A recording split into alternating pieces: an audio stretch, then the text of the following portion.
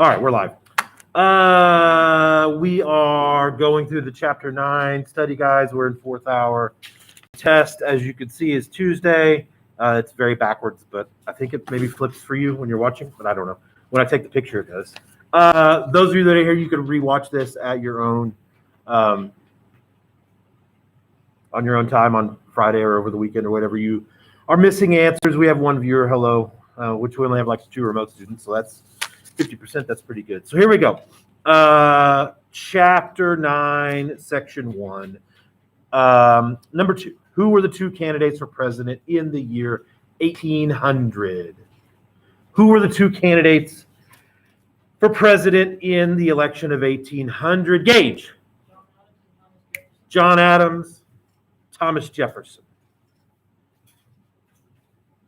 That's right. While we have our audience of 1 viewer, and while we're in here, we'll take a time out. And I'll remind you that if you have on number 2, John Adams, comma, Thomas Jefferson, you get a 0 on the whole study guide. You have to have complete sentences. It needs to say something like, the 2 candidates for president in 1800 were John Adams and Thomas Jefferson. And that's true for the whole thing. Complete sentences or 0.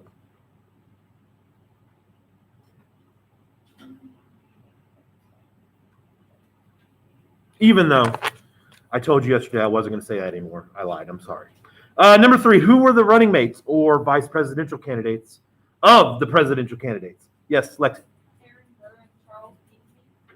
Aaron Burr, which is the reason I asked the question, and Charles Pinckney, who is, no offense to him or to Pinckneyville, less important for our purposes. Okay, number 4, which 2 men tied in the election of 1800? Gage. Thomas Jefferson tied with Aaron Burr, even though Aaron Burr was not running for president, which is the whole thing. That's the whole reason that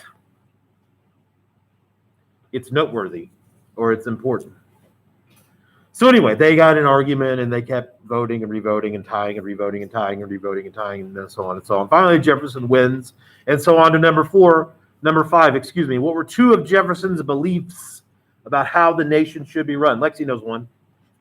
He believed in states' rights. States' rights is definitely a good one.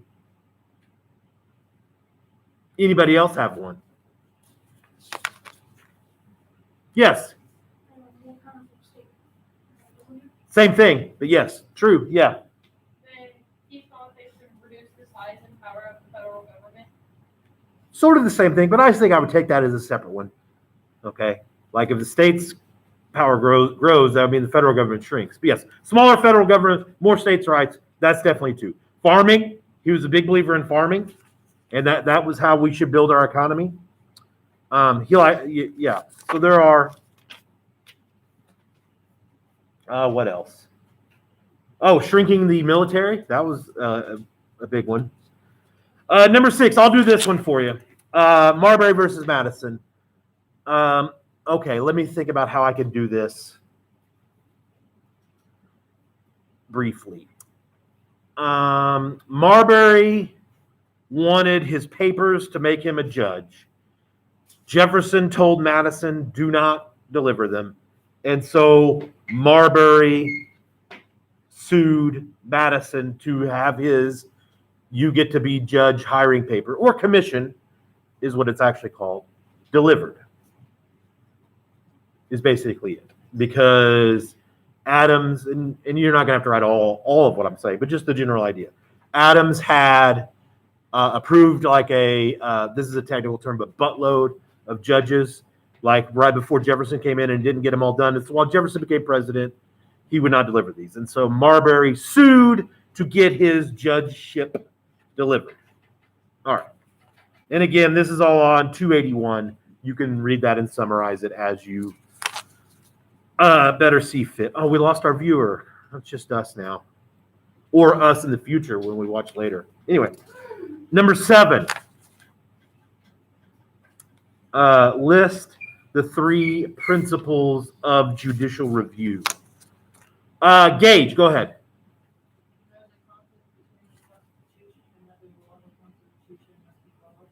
That's the second one. And no, they do not have to be in any order. But yes, when there is a conflict between a law and the Constitution must be followed. Tyler.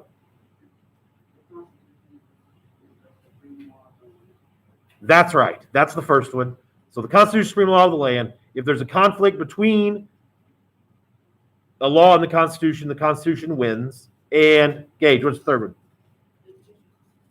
Judicial branch as a duty to uphold the Constitution. Okay, welcome back, viewer. Yes. So we were working on 7. So here they are. The Constitution is the supreme law of the land. If a law conflicts with the Constitution must be followed. And 3, the courts get to decide whether that's true or not. Okay. Section 2, here we go. What two countries, we lost our viewer again.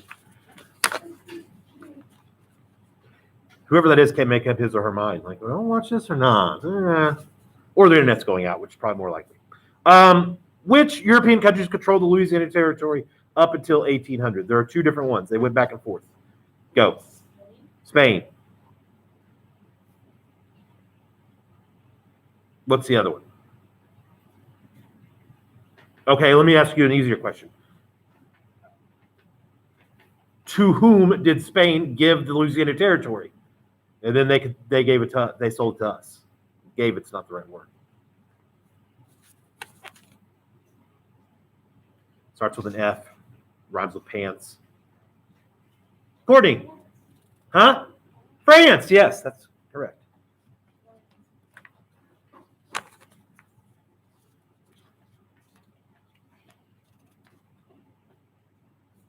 Number 3. Who is the French leader who sold us the Louisiana Territory? Rowan. Napoleon. Last name Bonaparte. He is one of the very few exceptions to the rule. The rule is last names are fine on the test, except there are 2 more people with the same last name, right? Napoleon doesn't count. You could put Napoleon and you get a thumbs up. You get it.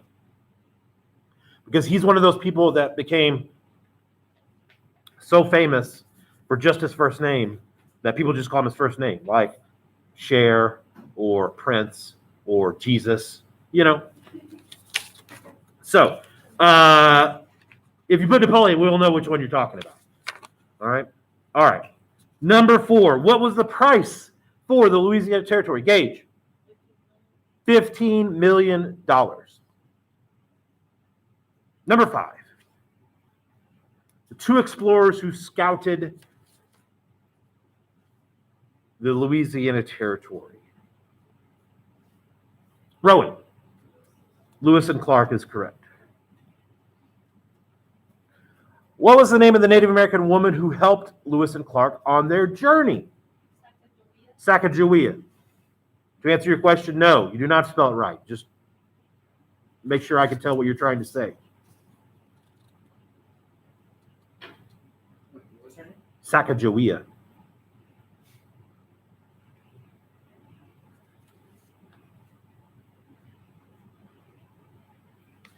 Number 7, why did Federalists attempt to secede from the Union? Yeah.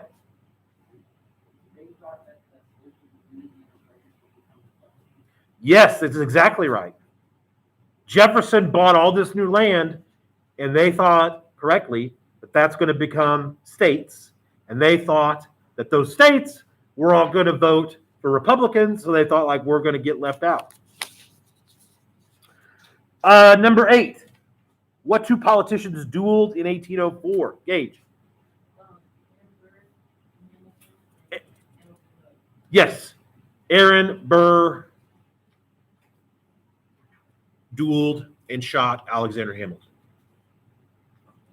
And Alexander Hamilton died. Well, they both died, but you know what I mean. Alexander Hamilton died from being shot in the duel. I guess that's on me. Should ask clearer questions.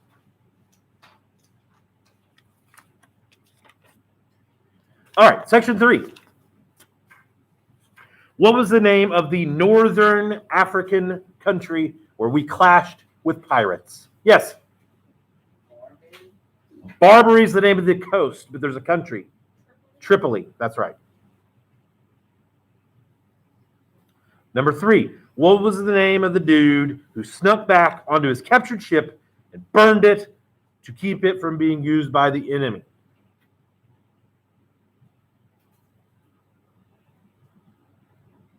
Okay, Tyler. Stephen Decatur. So now we need to put Decatur, not Stephen, right? Okay.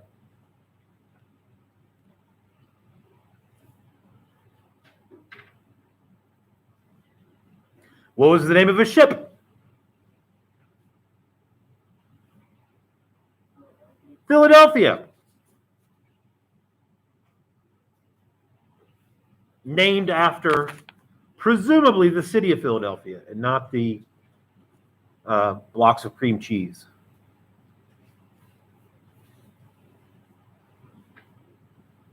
What were the terms of the treaty that stopped this battle or war? We gave them $60,000 and they stopped messing with us. It's basically, long story short.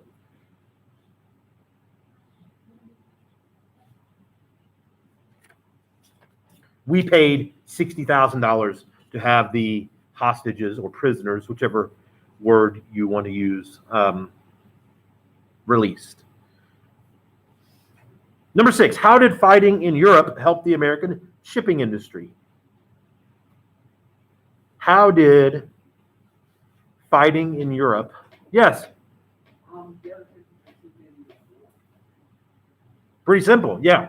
They were too busy fighting each other, and then we, slid in and made that bank. Yes, sir. It's between 4 and 6. It's the number of fingers on your hand. Oh, the answer? It was we paid them $60,000 and they stopped impressing our soldiers. I really feel like impressment should have its own word, own verb, instead of also being impressing. Because impressing could be like, oh, wow, he's tall. That's impressive. Or it could also be like, you're a slave now, when it's not the same thing. Number 7, it should be impressmenting. They've been impressmenting our soldiers. Number 7, name 3 events that led to us going toward the British. Who can name any one of them? I can, but it would be weird if I couldn't.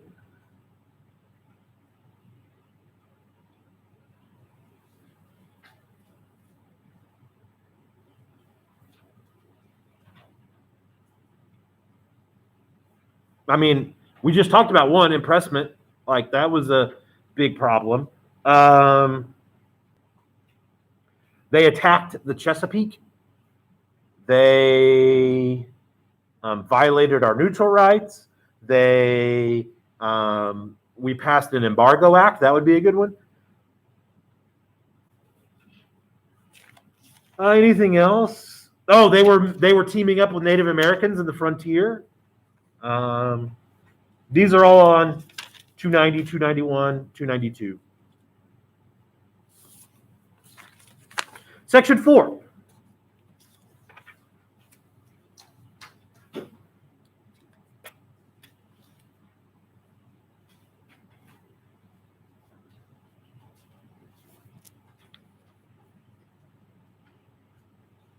Who won the Battle of Lake Champlain?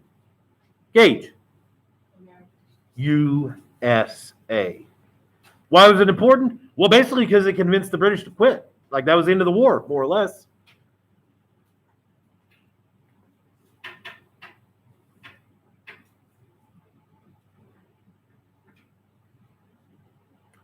Why did the Federalist Party lose support after the War of 1812?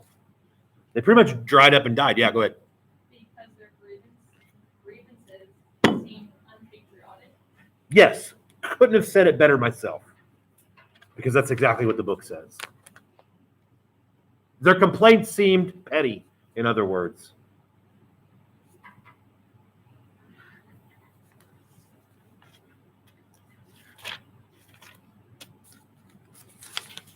Number 4, scratch it out.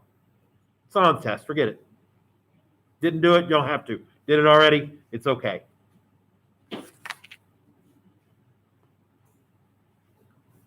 Bad question. Number 5, 3 major battles of the War of 1812. Gage knows one.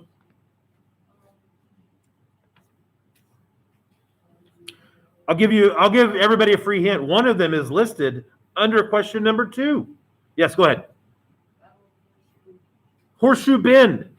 Technically, it was before the War of 1812, but I would take it.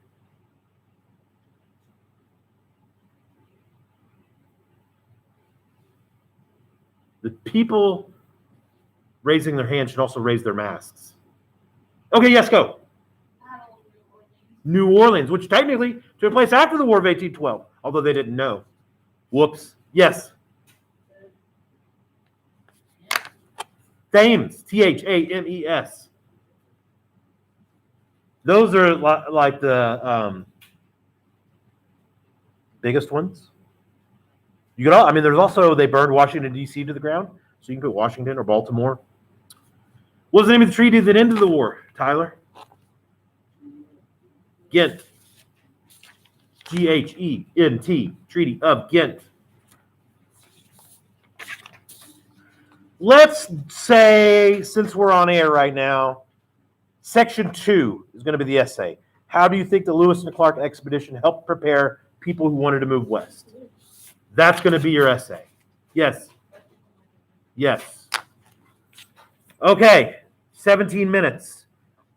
Viewers, well, but future viewers, bye.